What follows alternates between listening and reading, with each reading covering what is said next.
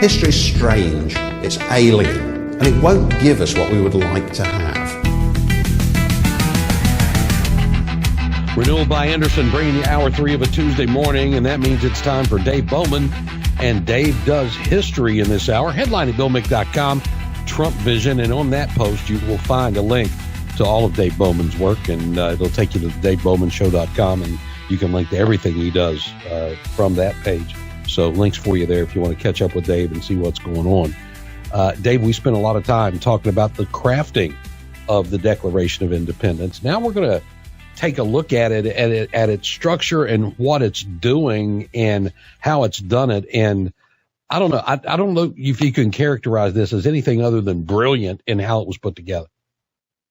Yeah, I don't think so either. And of course, this has been the goal all along to get to this point. And it's taken us 12, 13 weeks to get to that point where we actually have the document in our hands, what went into it, what happened. But now we're here. And I want you to take your metaphorical copy of the Declaration of Independence, or your real one if you haven't, kind of hold it in your hands for a moment. But I don't want you to think of it as a dusty piece of parchment behind a glass of the National Archives in Washington, D.C., guarded by the National Guard right now. I want you to think of that document as a building itself. It's a structure of ideas, of arguments. It's designed to last. Every stone was placed with precision. Every arch supports the next. It's not just a random pile of words. It's a deliberate design built to carry the weight of a new nation. Now, on the surface of it, it seems like it's just a statement to the world that the 13 colonies are, breaking away from Britain. But if you look closer, you're going to see a framework built from the best materials the founders could find.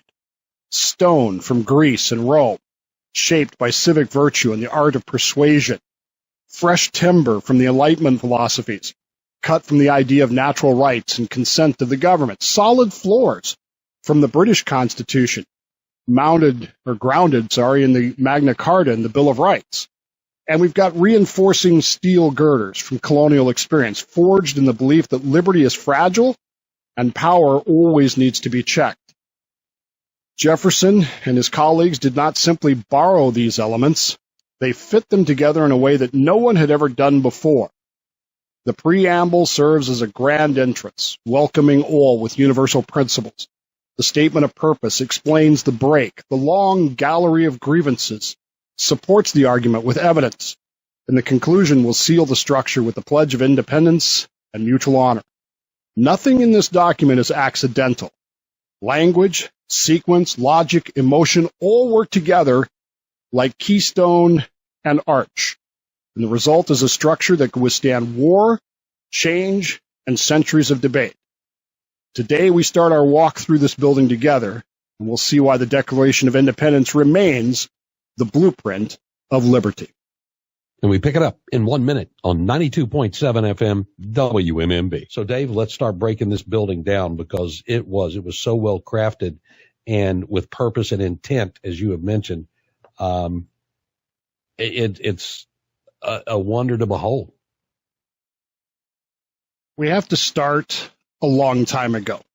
One of the things that I will tell you, if you ever sit in my lectures, classes, whatever, is that if you do not have a classical understanding of Roman and Greek history, you're not going to have the foundation that you need to have to understand how this came to be.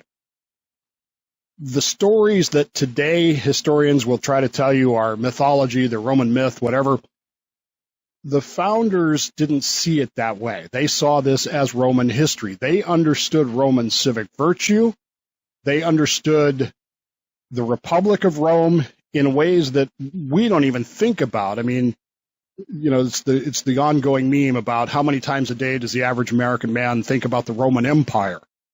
Well, it's a lot, but we should be thinking about the Roman Republic, which for 500 years was the most powerful republic in history.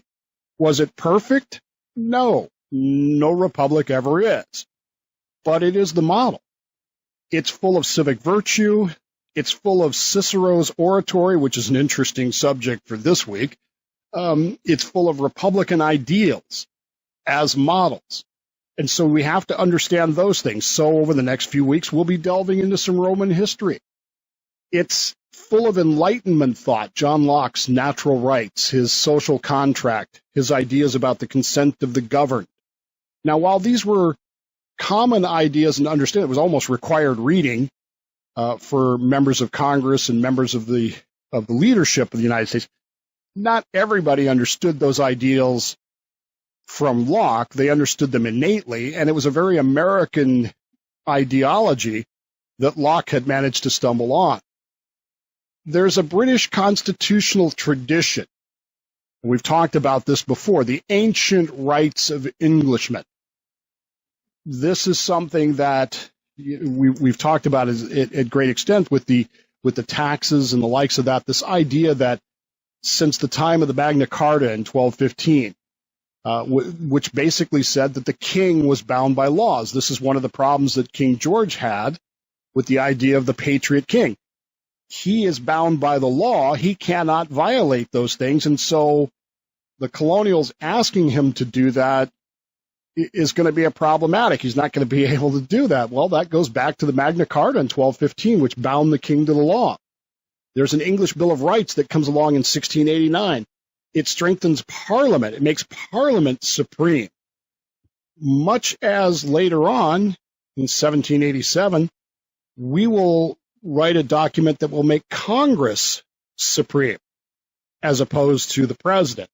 These are ideas that are coming from here, and these are ideas that are in play here.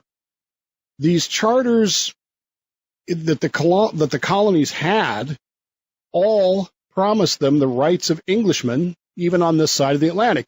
All the colonial charters that were issued by the king and by Parliament said, okay, go to the New World, but you're still Englishmen. You still have these rights. You still have these ideas. And so coming here, we still had this belief that, hey, we have these rights, we have these privileges, we have these responsibilities. And part of the problem, of course, as we've talked about in the preceding 12 weeks, is that we didn't feel like we were getting those, we didn't feel like we were getting that treatment. We felt like we were getting kind of the short shrift of things. Lastly, there's this idea that is very American in its application. There's a historian by the name of Bernard Bowman who describes it very well. This idea that Americans came to believe that liberty, and we talked about this all the way back at the beginning, self-determination, liberty, is very fragile, and that power will corrupt things. And once power corrupts, liberty is in danger. It is the first thing that goes. We could spend hours talking about Washington, D.C., and bring that into that.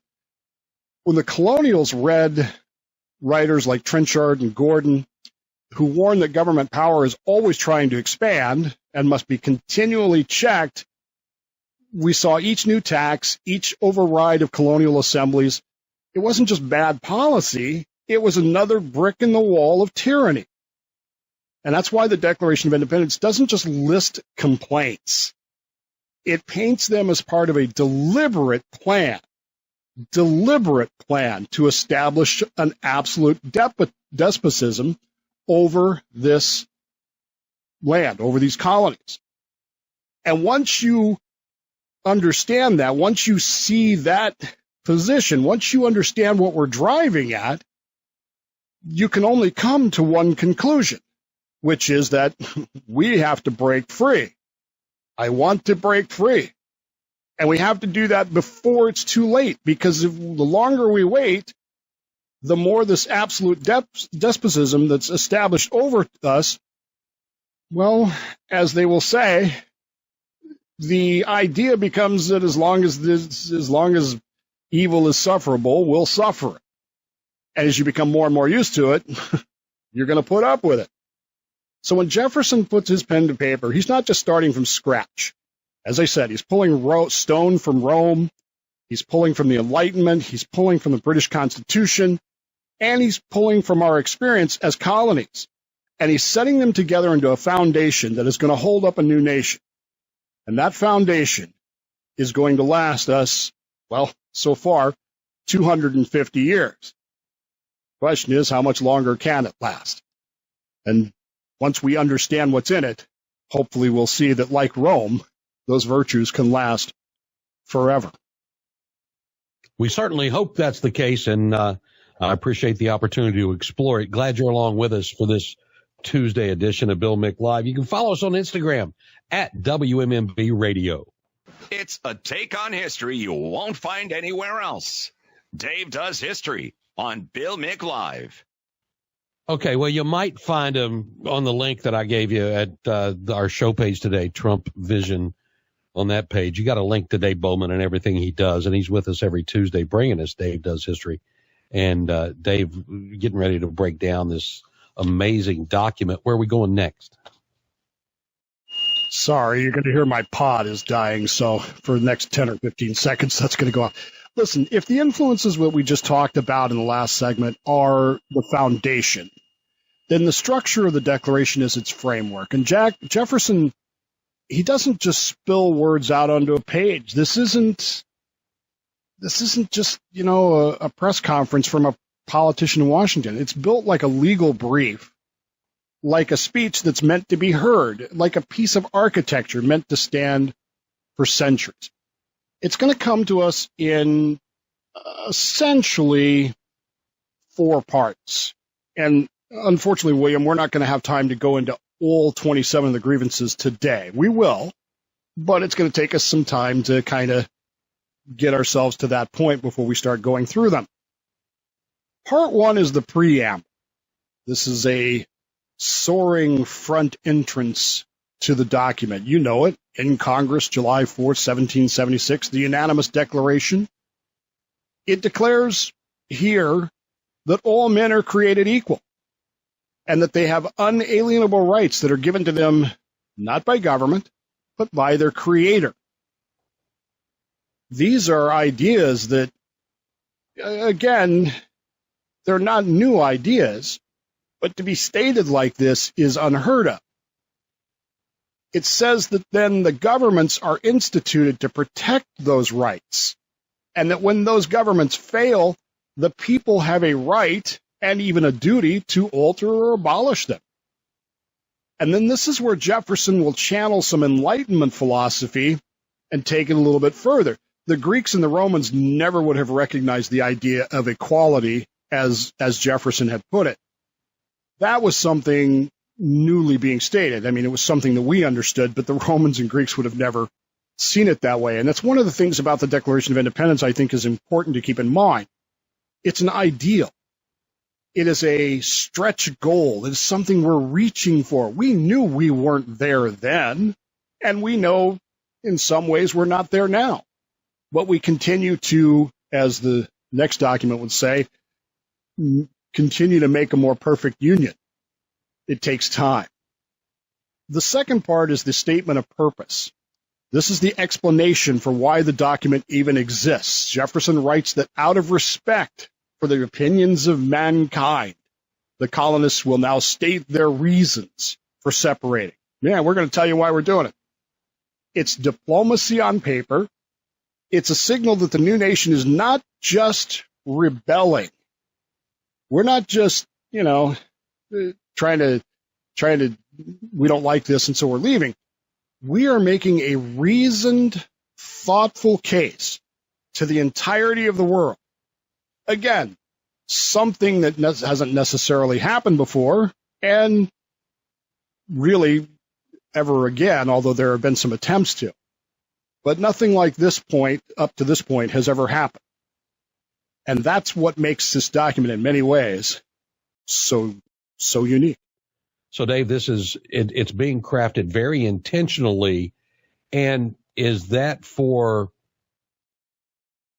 the attention of the king and the parliament, or is that for the attention of the rest of the world? I think it's for the world. It's going to get the king's attention. It's going to get parliament's attention, but I think it's really for the world. So we've got part 1, which is, of course, the preambles. Part 2 is the statement of purpose. Then we get to part 3, which is William's favorite part, and the longest part. This is the grievances. 27 specific things that we are going to accuse King George III of. Now, keep in mind, remember that there are other things we wanted to have in the document that got axed out, particularly with regards to slavery and our complaints, odd to our ears that they may be, about the Scottish. I can't even explain it to you why colonials hated the Scots so much, but as a general rule, most of society didn't see the Scottish in a very positive light. And we actually put that in the original draft that got yanked along with slavery. These bill of particulars against George III is not a random list. We start with legislative obstruction. We're going to move through how the king has interfered, and you'll notice that it's the king. We're not blaming Parliament anymore. Now we're blaming the king. His interference with justice, it then ends with an accusation that the king himself is waging war against the colonies, the very people that are supposed to be his beloved people. The rhythm is going to build. It's going to escalate. The charges, get worse and worse. And each line tightens up the case against the king. Jefferson uses repetition, so the points start to echo in the reader's mind. It's brilliant writing. As Adams would say, he can write 10 times better than I can. Then we get to the conclusion. The conclusion is the actual act of cutting the cord. This is where the colonies are, we're done. The colonies are now free and independent states with full powers to levy war, conclude peace, contract alliances, and, oh, by the way, conduct trade, which we're already doing, but, now we're saying we can.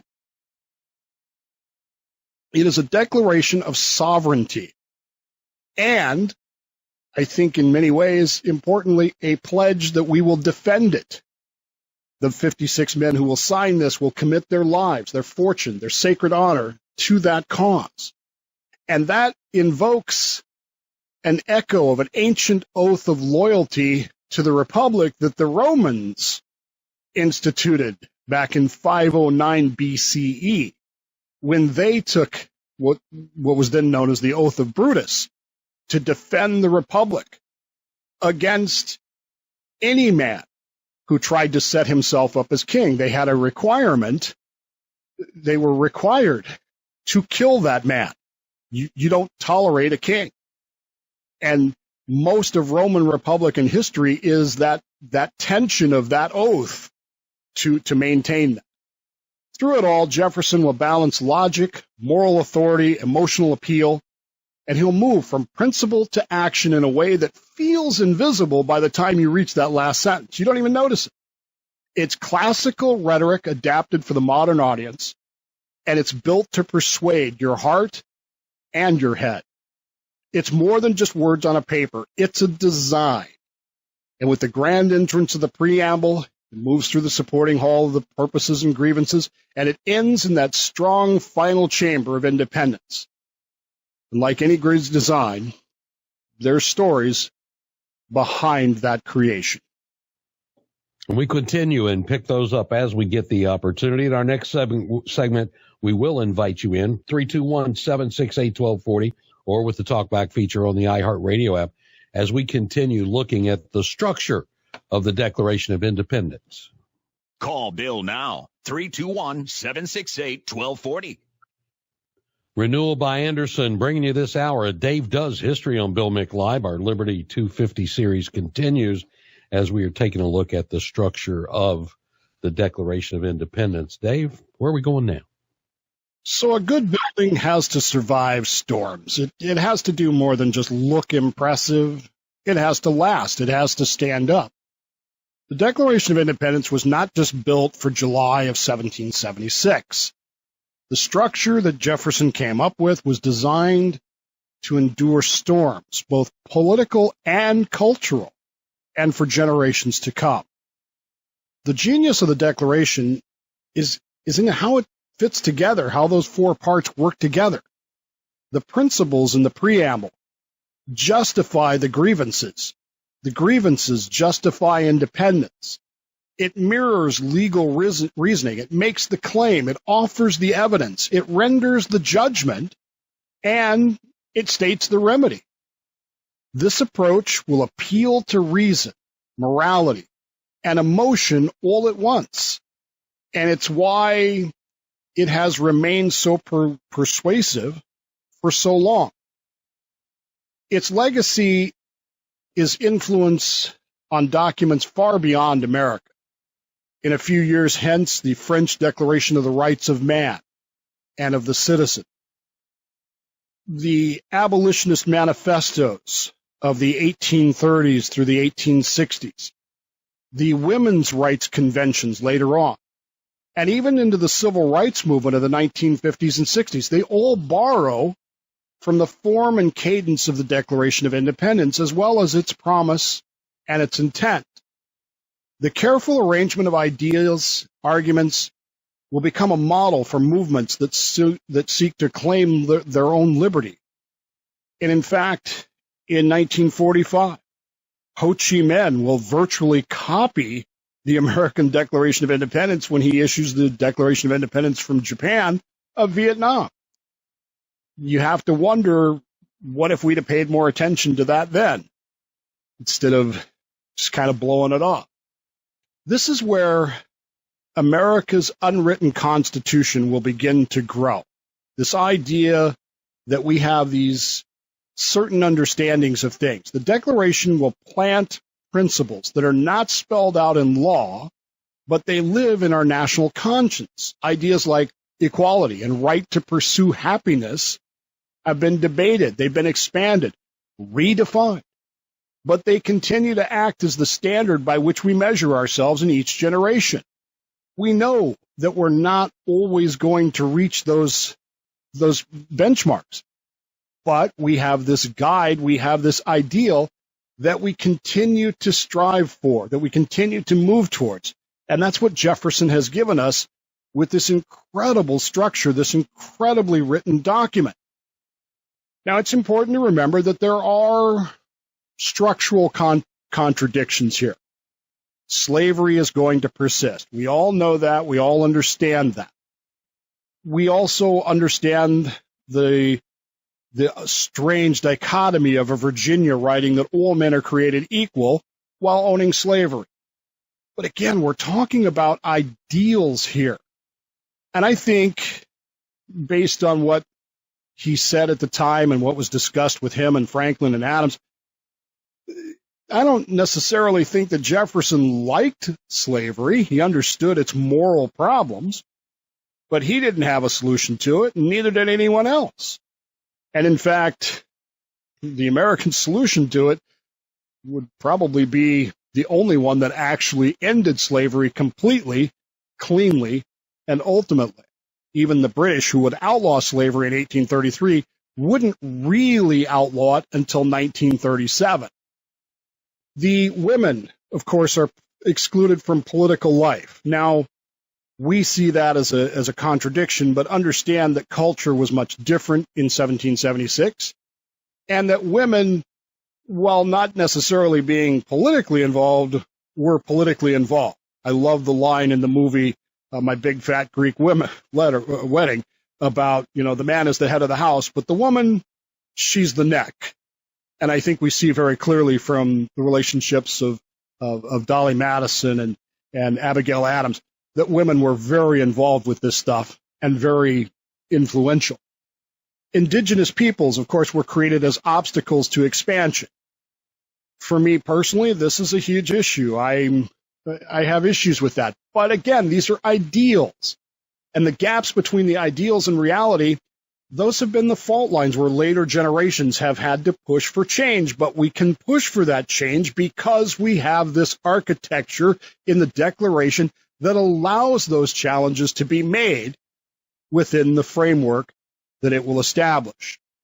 And when combined with the Constitution, we have a way to proceed forward without necessarily descending into which has happened so many times in history: chaos, confusion, and indeed death. The Declaration of Independence is a political masterpiece because of what it says and because of how it is built. It draws upon the wisdom of the past, it speaks to the present, and it leaves room for the future. It leaves room to reshape and expand its own meaning.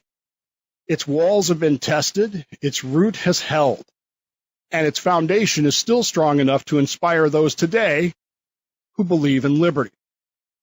We've looked at the foundation, we've looked at the structure, we've looked at the enduring strength.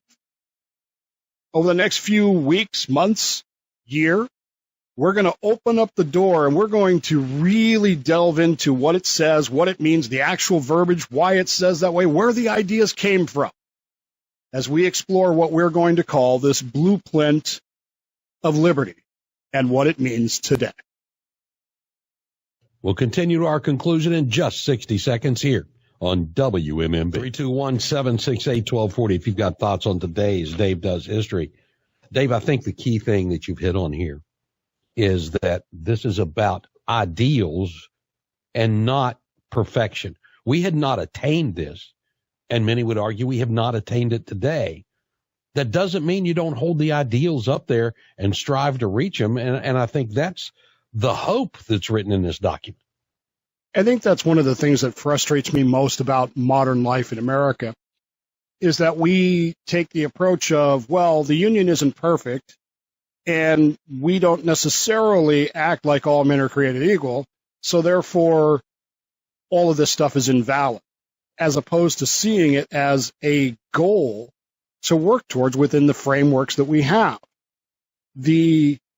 I cannot tell you how many times I've gotten that comment from listeners, emailers, texters. You know, if I'd have been there in 1787, 1775, it would have been different. Well, no, it wouldn't have been, because you're not as smart as Thomas Jefferson or Ben Franklin or John Adams, and they didn't know how to solve these things. But they knew what they were trying to achieve, and they knew that the way to do that was going to be to preserve liberty and to limit the ability of a government to become despotic. And by doing those two things, they would leave room for the appropriate changes and growth that they needed in other places. It's remarkable to me, particularly, I spent a lot of time doing Constitution Thursday, and I kind of see this as a Constitution Thursday for the Declaration. The same ideals are going to enter in 1787. We're just going to restructure them a little bit into an actual form of government. We tried it with the Articles of Confederation, but it didn't work because of some technical issues that we had. But the ideals are the same. The ideals are we have to preserve liberty, the idea of self-determination, and we have to prevent government from becoming despotic, abusive, and tyrannical. And if we can do those two things, there is literally nothing that we cannot accomplish.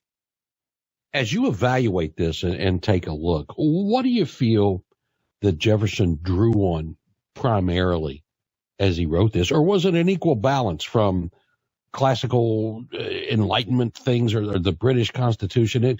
I can see that British Constitution saying, well, there's a structure that we can look at. But what was the major influence in your mind? It's really all three. I mean, you have the British Constitution, the British Bill of Rights, the Magna Carta, these ideas of preventing tyranny, preventing despotism, combined with the Enlightenment ideals that they had were relatively new. The Enlightenment was not something that was ancient. This was a between Montesquieu and Locke and others, this was a reinterpretation of ideas. And if you really want to get into that, you should read Durant's Rousseau and Revolution. It's a long book, but it'll talk to you about how radical this idea of liberty really is. For me personally, it's that Roman element, particularly the Roman Republic. And again, I go back to how many times the founders and even the framers are going to draw from that Roman Republic. Remember that Washington, this stuff is so ingrained in them that when the army at Valley Forge is struggling, he puts on the play about Cato and the Roman Republic and how Cato saved the Republic. This is so ingrained in them that it's second nature. It's second nature history to them. It's automatic. And it's history that we don't have today. We lament all the time, well, they don't teach Latin in schools anymore. That's not the problem. The problem is we don't teach Roman history anymore. And because we don't know that Roman history, we don't understand the structure of our own government, our own ideals, and our own aims. That's interesting. Hopefully, as we continue to approach this 250th anniversary of this country, we'll see a renewed appreciation for that. I've got listeners, I've got friends who are doing podcasts relating to this, in addition to you and me, that we are seeing some focus there. And as that fervor, and I think we will see further going into next July 4th, that this is going to be an exciting time. I just hope it's not all pageantry and that there's some seriousness that comes into it. Yeah, because I was there for the bicentennial, and I don't remember any study of any depth. I remember celebration, but not necessarily education. And if we go back to the 4 reasons why we study history, those are 2 of the reasons. We didn't really get that education so much, other than Schoolhouse Rock. But that was, which, looking back on it, was amazing. By the way, it was. They did a great job. So as we look ahead, where are we going next week as we get this thing picked up? I haven't quite figured it out yet. I sent you the breakdown, and I don't have it in front of me right at the moment. But we're going to start breaking down this document. We're going to start going through this document, seeing where it is there, and what's the preamble, I guess, is where we're going to go. How we get there, I haven't quite worked out yet, but we're going to talk about that opening statement. We'll get there. Dave puts a lot of work into this. We appreciate it, Dave. Thank you so much. Renewal by Anderson brought you the hour. And Dave Bowman, we'll look forward to talking to you next Tuesday here on Bill Mick Live. We'll see you then. Check out more stories from history at davedoeshistory.org.